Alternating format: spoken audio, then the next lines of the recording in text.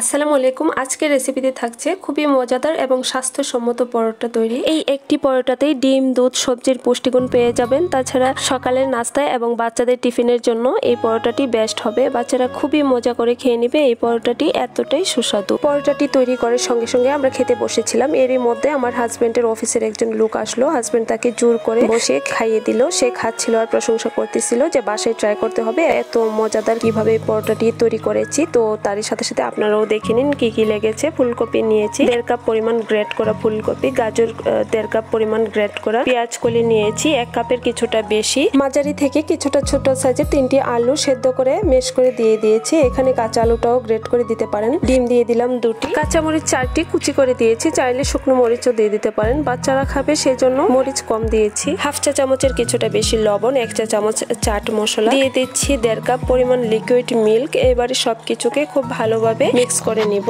যেসব বাচ্চারা ডিম দুধ খেতে চায় না তাদের জন্যও এই রেসিপিটি বেস্ট হবে। তাছাড়া পাশাপাশি কয়েকটি সবজির ভিটামিনও পাওয়া যাবে। বাজারে এখন প্রায় মোটামুটি সব ধরনের সবজি পাওয়া যাচ্ছে। চাইলে আরো কিছু পছন্দ মতো সবজি অ্যাড করে দিতে পারেন, যেমন টমেটো, বাঁধাকপি। আপনাদের পছন্দ মতো কমিয়ে বাড়িয়ে সবজি অ্যাড করে নিতে পারেন।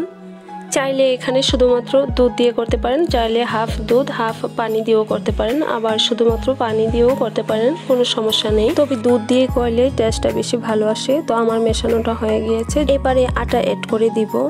তো প্রথমে 1 কাপ পরিমাণ আটা দিব। চাইলে ময়দা দিয়ে করতে পারেন, যেহেতু ময়দাটা সবসময় হাতের কাছে থাকে না, আটাটা থাকে, সেজন্যই আটা দিয়ে করেছি। আপনারা চাইলে ময়দা দিয়েও করতে পারবেন।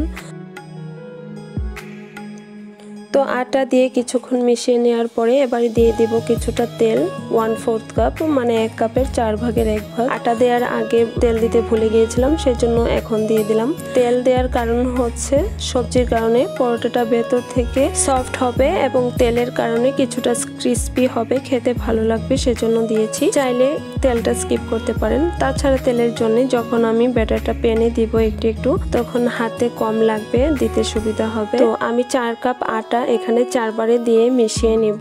চাইলে পানি দিয়ে অথবা শুধুমাত্র দুধ দিয়ে পাতলা একটা ব্যাটার তৈরি করে নিতে পারেন। তো আমি পাতলা ব্যাটার তৈরি করছি না, আমি এখানে সফট একটা ডো তৈরি করে নিচ্ছি। তো আমার আটাগুলো দিয়ে মেশানো হয়ে গিয়েছে। এবারে সবশেষে ধনিয়া পাতা কুচি দিয়ে মিশিয়ে নিব। ধনিয়া পাতা দিয়ে খুব ভালোভাবে সব দিক থেকে মিশিয়ে নিয়েছি। এবারে চুলায় একটা প্যান বসিয়ে গরম করে নিয়েছি। তো প্যানে আমি অল্প অল্প করে ডো দিয়ে দিব। তো প্যানটা বসিয়ে প্যানে এ পর্যায়ে কোনো তেল দিব না, অল্প একটু ডো হাতে নিয়ে এভাবে চেপে চেপে একটু পাতলা করে দিচ্ছি। দেওয়ার সুবিধার জন্য আঙ্গুলে কিছুটা তেল লাগিয়ে আমি চেপে চেপে পাতলা করে নিয়েছি। এবারে 1 টেবিল চামচ পরিমাণ সাইডে দিয়ে তেল দিয়ে দিলাম।